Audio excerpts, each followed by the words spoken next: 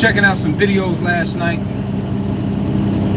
and one of the videos had something to do with, I don't know what state it was in, but police officers came to a guy's apartment or a hotel he was in, and it was an old black dude.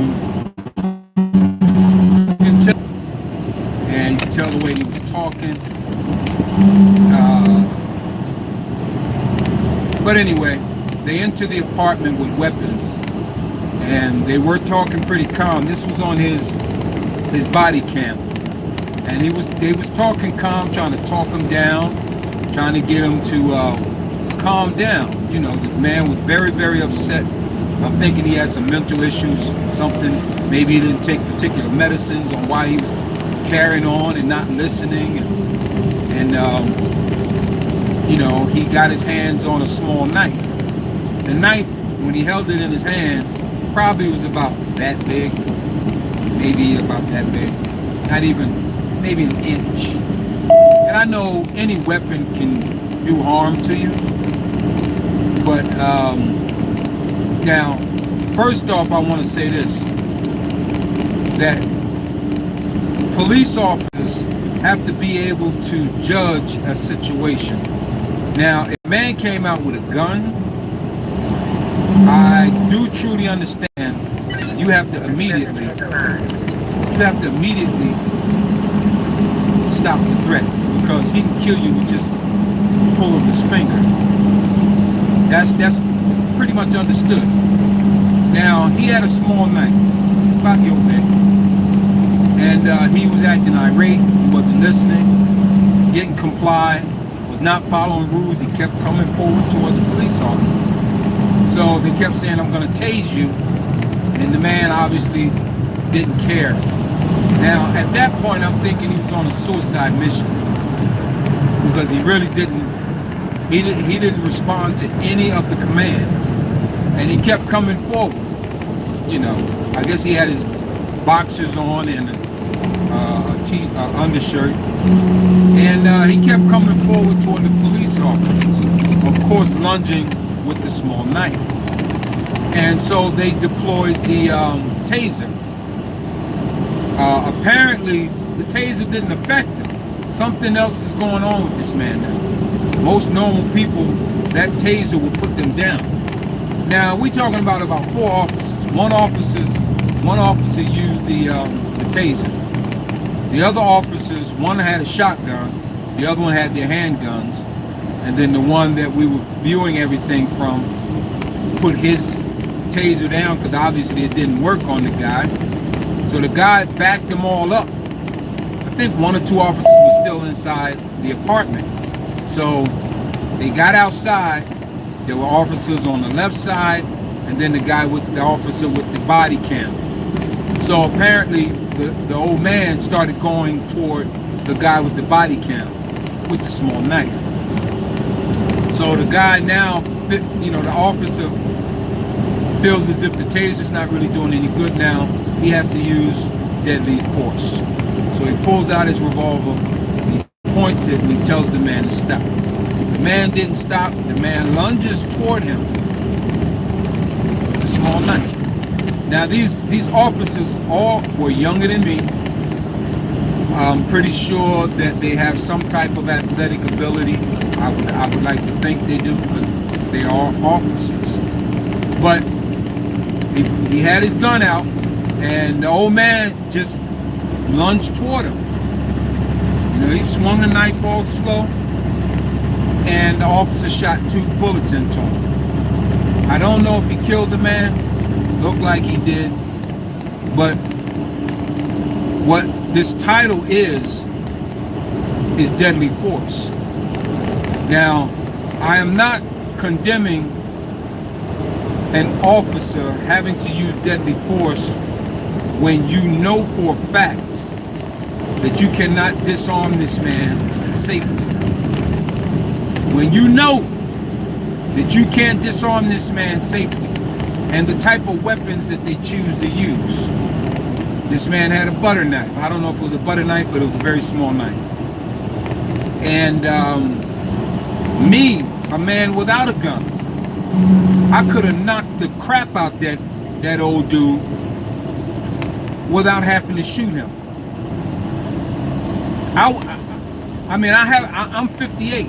I have enough athletic ability to move left, move right, move a lot faster than him because he was very slow. He can lunge at me if he wants to. I just take the couple of step backs and step forward and knock the crap out of him. Now, police officers are equipped with all the protection that they need. They have a vest on, but if he was to lunge forward and I didn't me to do any damage with that small knife, as old as and slow as he was, I would have took advantage of that because I have more athletic ability than he does. It's obvious when you see the video. And there's many other ways officers could have got him from behind with a taser. Again, could have got him, knocked him upside the head from behind. They could have crept up on him and bopped him in the head. That would have put him down. He's an old guy. But anyway, so yeah, the title is Deadly Force. And officers are given the discretion. It's up to them to decide if they need to use deadly force or not. Now, it's hard for any other individual to say how afraid some officers are on the reasons why they chose to use deadly force. Some, and you know, and it's true. They're saying it themselves. They feel that their lives are in danger, and that is the reason why they use deadly force. Now, I fully understand that, but now you really have to know who you know, kind of see what it is that you're dealing with. When you're dealing with a man, obviously he didn't have any other weapons but the little knife, and he's older, maybe 60s, and he's moving pretty slow. You know, the way that he was acting and his actions, looking at his movements, how slow he was reacting and moving, how incoherent. I mean, he was just not reasonable, but he's obviously upset about something. Whatever the case is, medicine, he flipped out. Okay. Do I want to kill this man? That's one of the things that I'm going to think in my head. If I feel I've assessed the situation really quick, when you're an officer, you have to do that. Now, me, I'm not an officer. I'm not a police officer, but I assess situations real quick because I have to know how I need to respond. Now, they're trained officers. They're trained to deal with different scenarios and situations and people. And they also train to assess a situation quickly. Should be a lot quicker than most people, regular people, can assess a situation because of the title and the job that they have. So me, as a regular citizen, a regular individual, and I have been bred to be this way, and the officers feel as if, because I ain't never killed anybody. Let me just put it like that. I've been into some sticky situations, and I got myself out of them without a gun. Now, I have been at some situations where guns were needed, and I had a gun, but I didn't have to use the gun, you know. And I think because of my savvy of the current situation back then, got me out safely.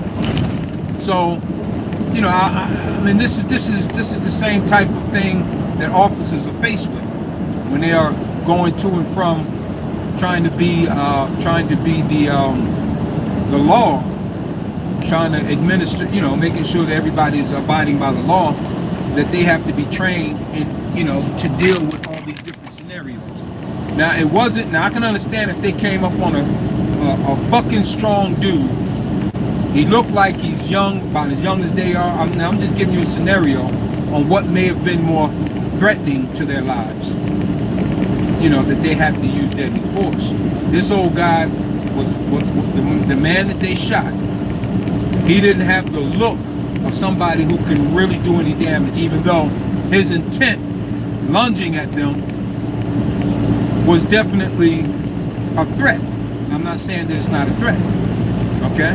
But what I'm saying is that when you assess the situation, as I looked through that video, I looked at that video and I assessed that whole scenario.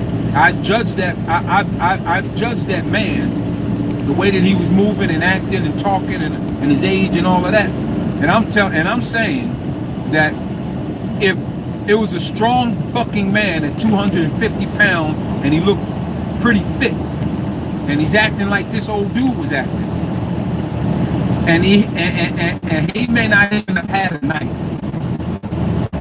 yeah, I still would have. And you can see that his athletic ability was way greater than the old guy that we saw in the video. And he's lunging at you. I would have felt definitely more threatened by him. That I would have to pull my gun and shoot him. You know, even then, if he had a small knife like this guy had and he lunged at me, my athletic ability would have automatically kicked in, and I probably would have pulled my weapon and shot him too, but not to kill him.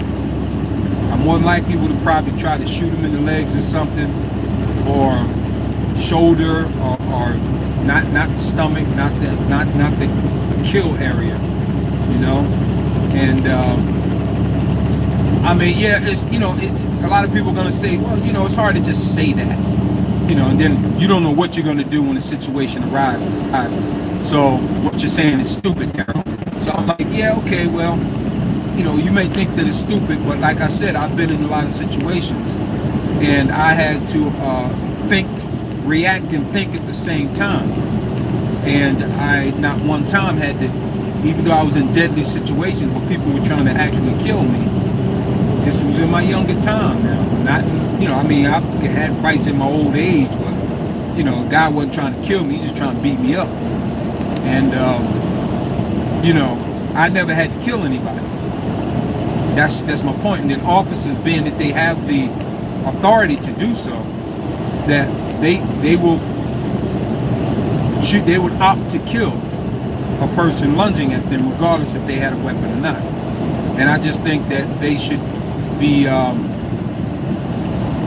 kind of an additional training to sensitivity on making that particular decision, because when you assess a person, you know, you have to assess this individual before you decide to make a move on them. And that means either if you have to make the decision if you are in a deadly situation where you know he's able to get at you or one of the other officers. So you know, they're given the discretion to choose to kill or not kill, to use the deadly force or not use deadly force. And when I made the comment on that video, my comment was to the effect of, you know, if it was a white man doing the same thing with these white officers, they would have had more compassion and tried everything in their ability not to use a deadly force on this man. This is what I've been noticing, that they pull the trigger a lot quicker on black people than they would on a white person. And I think the reason why that is because their sensitivity to white people are a lot higher, because that's who they are.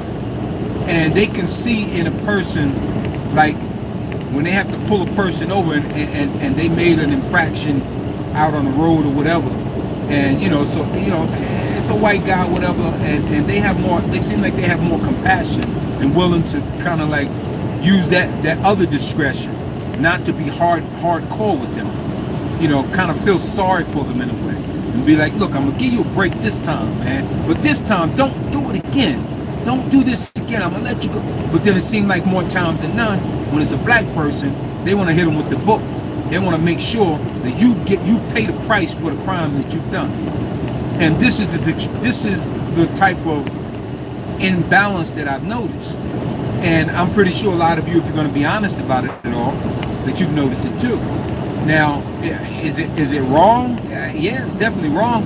But they are within their guidelines, just doing their job. But it's just that inner thing, they have more compassion, and you can tell that they do. When most black people are arrested, they're pretty much beat up, roughed up, and swollen up.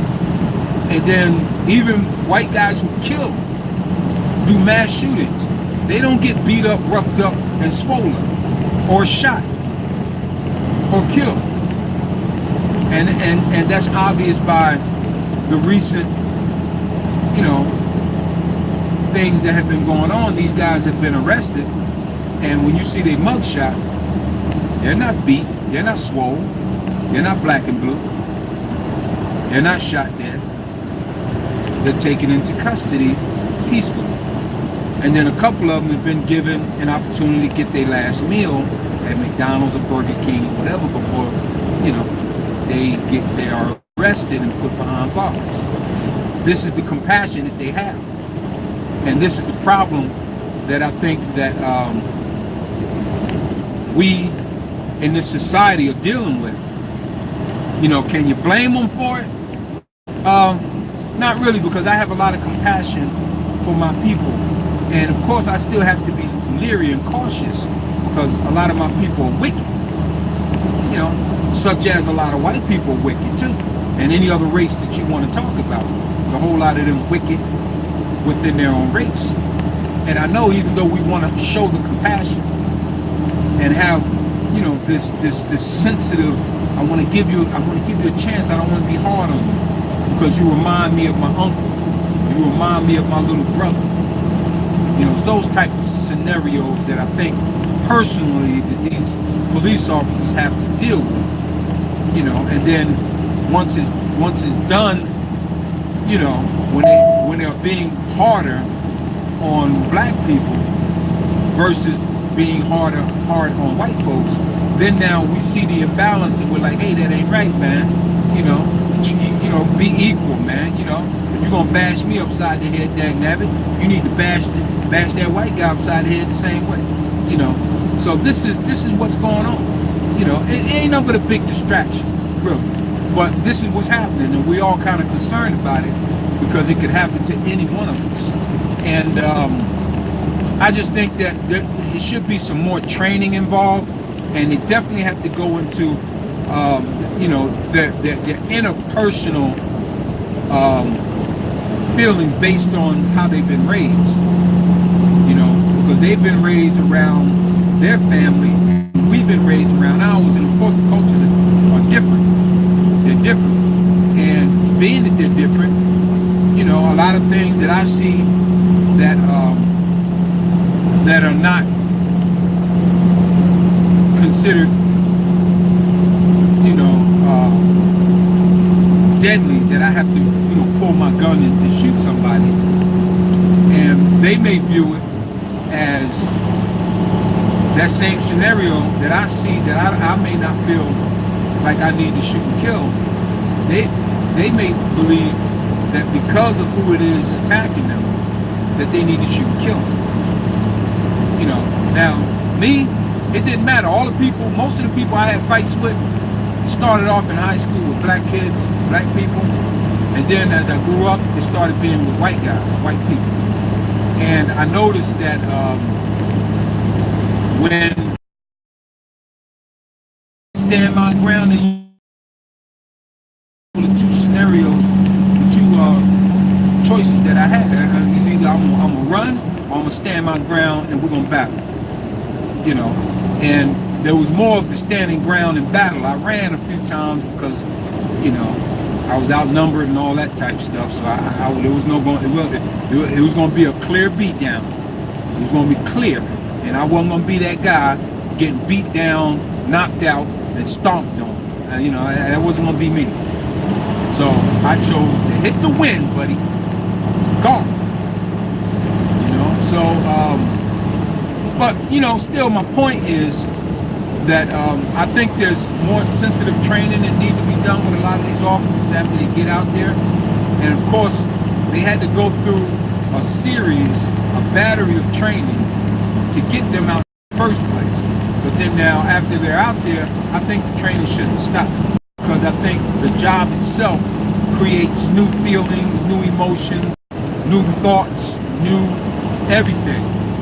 You know, it just starts over again. Now they're experiencing it. It's almost like battle and war. You know, I've been, you know, a lot of black people have been in somewhat of a war zone almost all their life. Here in the States, you know, we deal with this stuff on a regular basis.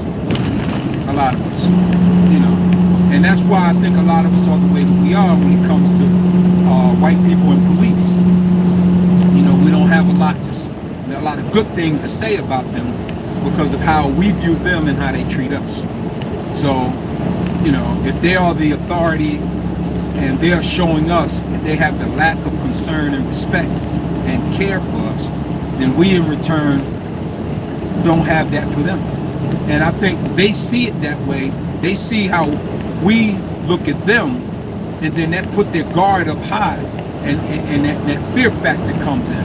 So of course, if they're armed, the first thing they're going to do when they have to come encounter with a black person, they're going to go for their gun, because all those thoughts of a black man don't like and want to kill a white man anyway. So the first thing they come up with, that I need to use deadly force and stop this man. If he died in the process, oh well. As long as it wasn't me, I'm going home tonight. That's how they see it. You see, it's different now. That's the thing. They seem to be extremely afraid of black people, no matter what age. I've seen them roughing up little teenagers, little black teenagers, little girls. I mean, roughing them up, man. I mean, really just throwing them around like Lord. I mean, do they really deserve to be treated that way? But then now when you come encounter with a little white teenager, you know, you're going to let them go ahead and talk. You're not going to tell them to shut up, don't say another word. If you do, you're arrested. You let them go ahead and voice their opinion because you have more compassion. This is the problem.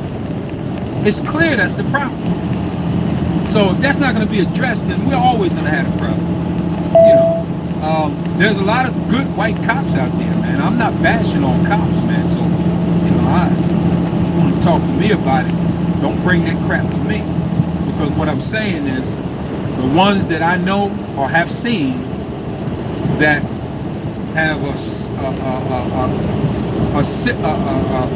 the lack of concern for other races, those are the ones that I'm talking about. The lack of care and concern, and they're quick to throw the book at them because they've been taught that that's the enemy. You know, and even in the law business, or the law, you know, the police stations, they show you, they tell you to be careful, and they also tell you about, you know,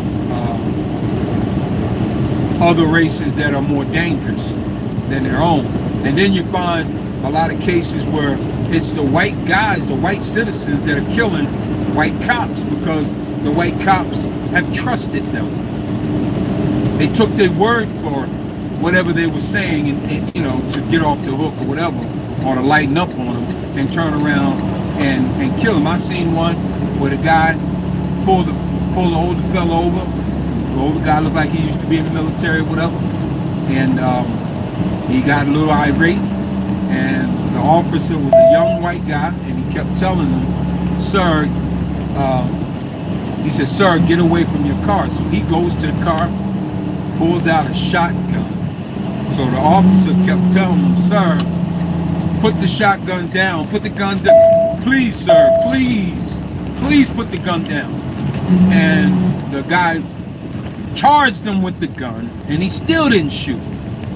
That young white cop did not shoot this man, and because he couldn't do it, because the man probably looked like his freaking uncle or family member.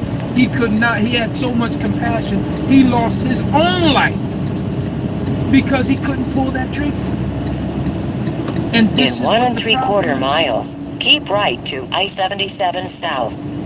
And I've seen a lot of those scenarios where it's the white perpetrators that are literally getting away with killing police officers because they have been trusted because of how they look.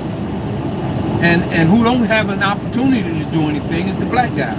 They'll roll up on a black guy in a minute. If the guy peels In off, 1 they shoot 1/4 miles, keep right to They ain't gonna go through the I-77 big South. chase. Then again, there's a whole bunch of them that do go through the chase.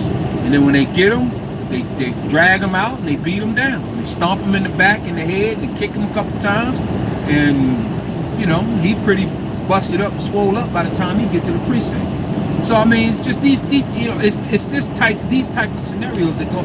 I mean, they pile on. I'm talking when they pile on these guys. I mean, they pile on like 5, 7 deep, all on the guy's back, and everybody's scrambling, and you can hear all the cops saying, "Stop resisting." How in the world? You probably just trying to get some air. You know, if you turn your head one way to get some air, they say, "Stop resisting." You bring your hand up to cover your head because they stomping in your head. Be They in say either stop of the resisting. 2 right lanes. You know, if you know your back is about to break and you need to turn a certain way, they say stop resisting and they apply more pressure. So they want you to just lay there like a rag doll and let them do whatever they got to do with you. And everybody's scrambling, trying to. You got 5 or 6 officers trying to handcuff you. Continue on I-77. And they all pulling you in different directions. And when that guy's pulling you that way, this guy's saying, "Stop resisting, stop pulling away from me." I'm not. He's pulling me. You know, you see, you can't even explain nothing to them. They don't want to hear you say nothing, and they can't tell the other officers to back off. I got this. Everybody just like it's a free for all. I got one. Let's all pile on them. Let's all get him in handcuffs. Whose handcuffs we want to use? I don't know. I got mine out. All right, but his arm is twisted like three times backwards. We can't use yours. You got to use his. You know, so it's like, you know, oh man, I'm gonna get me a kick out of this one here, man. I'm gonna stomp him in the head at least one time, man. At least I got him one good time. Yeah, I'm gonna get me one too. Yeah, well, I'm gonna punch him a couple times. Now I'm gonna do a suplex on this dude. You know what I'm saying? I'm gonna get him that way, man. You know what I'm saying? So I can imagine what goes on in the locker room, man. How they talk about it at the end. I can imagine, boy. And you know, they all refrain from saying the word nigga, I'm pretty sure. That's one thing they don't want to do. They want to, you know who's listening. At least we can talk about how we got them. You know what I'm saying? But, you know, that's just me just being funny about it, which ain't funny. And this is what it is.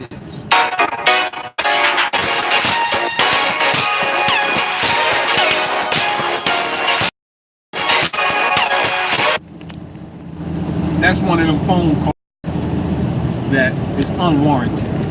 They keep calling every day. That's another number I'm gonna block. I've been blocking numbers like crazy, man. But anyway, you know, that's you know, deadly force, man. It's just it's up to the officer discretion, and if one starts, all the rest of them, all other officers have to comply and fall in place with it. They can't go up against each other and say, no, you don't have to shoot. You know, let's try this. You know, they can't do that, or they don't do that. You know, I seen that one time in New York, where this one cop was hassling this Hispanic guy, and he was really going at him. And the other cop was trying to put his hand on his chest and back him off. Man, oh man, you don't have to do all that to him, man. Just chill out. He's already handcuffed, man. And the guy was crying and begging for help. And the officer just wanted to work on him. He just wanted to put some pain on this guy. You know? And the officer looked like he was Spanish, trying to put pain on another Spanish guy. And then the other guy was Spanish, trying to back him off. No, hold on, man. And they got into argument almost. You know, that was New York. And I thought that was pretty cool for the officer to step in there and do that. And we need more officers that are that way. And that's the reason why a lot of the police stations and police officers are more taking on the appearance and actions of thugs. Thugs with a badge. So, you know, that's just another problem. So many different issues that arise out of this so-called blue wall. blue wall of silence. There's a lot of criminal activity going on there. And, you know, and nobody wants to cross it regardless on if they're wrong or not. You know? So that's another issue. There's just so many different scenarios connected to this whole system. And we see this. We good, decent black people. And let me just say this. Us good, decent people, citizens, we see this. And we have a problem with that. And then when we want to protest, because we can't march up and down the streets because somehow, some way, somebody's going to get hurt, arrested, shot, beat down, swollen up. You know. So we kneel at the national anthem, which was a good idea, which was started by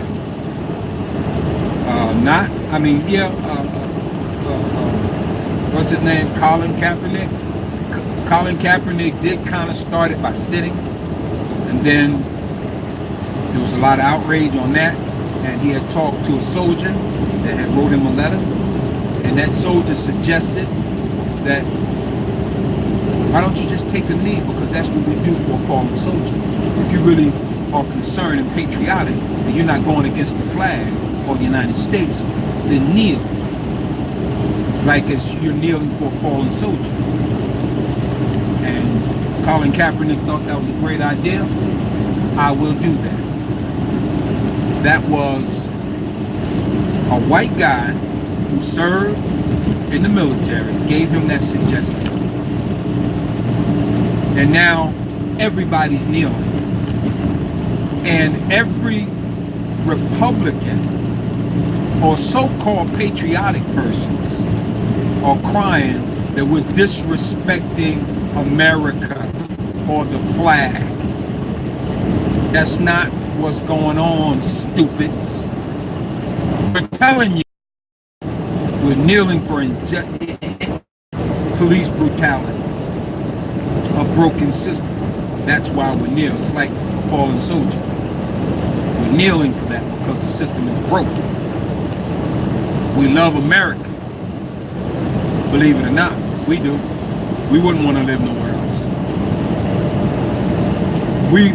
We have a problem, you know, with the flag because so much happened to us and our people under that flag. But we still respect it. The good part of the flag, because there's a lot of good under that flag. Right? But then there's also a lot of bad. And we kneel against the bad under that flag. It's clear. We're saying it. We're telling you. Why are you still coming up with your own thoughts? Because you want to have an enemy. You want us to be your enemy. That's why and we're giving you the answer. I don't know why they're disrespecting the flag. It doesn't make sense. I don't know why. If they hate America so much, why don't they leave? Let's just leave America, huh? Just leave it. You're not going to be patriotic. Just leave. You're not patriotic, fool. Don't tell me about being patriotic. Y'all beat that in me since I was a little kid. Now you support a freaking president to go over to Helsinki and have a daggone private meeting for 2 hours with Russia, who despises America and put spies here on us. And you still support him. You pack your dag-nabbit bags and you go to Russia. Don't tell me to go nowhere. We built this joint. We built this. So you want to tell somebody to go, you fat, lazy faggots? You go.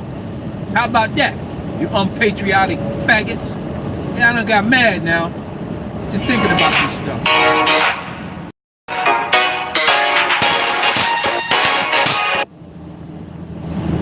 Tell me to pack my daggone bags.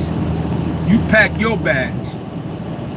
You unpatriotic fools running around with the American flag. You're faking the funk. That's what you're doing. How about that? I'm out, y'all. Treat people like you want to be treated. I'm all mad. I got myself angry. I gotta go.